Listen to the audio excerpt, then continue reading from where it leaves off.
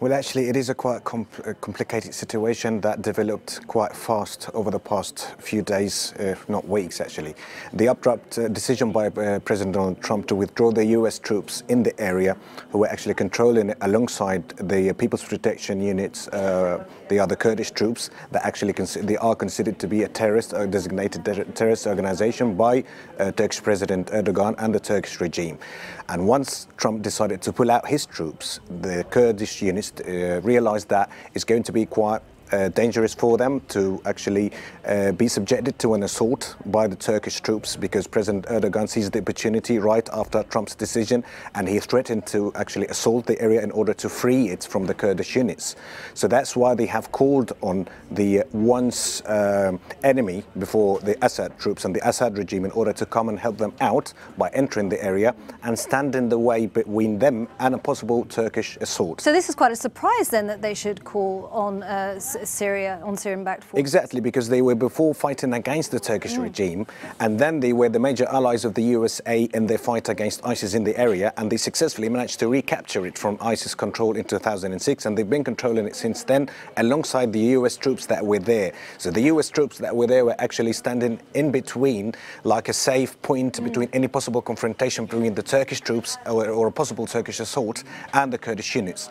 But now, with the US withdrawing its troops, the Kurdish units decided that for their own well-being, it's better to actually align with an old former enemy, which is the Assad regime, in order to avoid a confrontation with the Turkish, because they have seen the Turkish operation in Afrin before, with the Turkish troops and the allies of the Free Syrian Army. They entered the area in Manbij and in Afrin in January and February of the current year, and they managed to completely evacuate it from the Kurdish units. They are in fear of a similar situation happening now, and that's why they decided to side with a former enemy in the shape of Bashar al-Assad, rather than face a confrontation which will be more dangerous for them from the Turkish regime. Okay, well, briefly now, obviously this conflict's been running into 7 years. What does the balance of power look like in Syria now? Well, actually, at the moment, you're seeing a former enemy of Assad calling on him for help, and they're willingly doing so.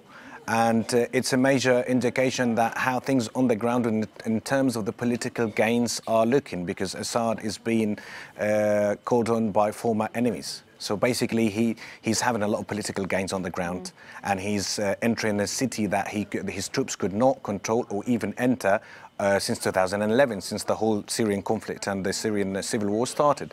So now he has a very, very major psychological advancement. It's a major psychological advantage as well.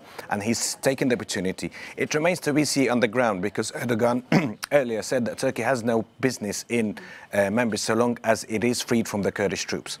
But we were not actually, no one was ever sure if it was going to be evacuated from the units, from the People's Protection Units of the Kurdish units in the area. And also now, I think that it looks as if whatever Turkey and Moscow, Russia, agrees on, especially with the withdrawal of the US troops, the USA will be blessing any future agreement. But I think at the end of the day, it will only consolidate whatever Turkey and Russia agree on, will consolidate the control and the power of Bashar al-Assad on things in Syria now and in the very, very near future.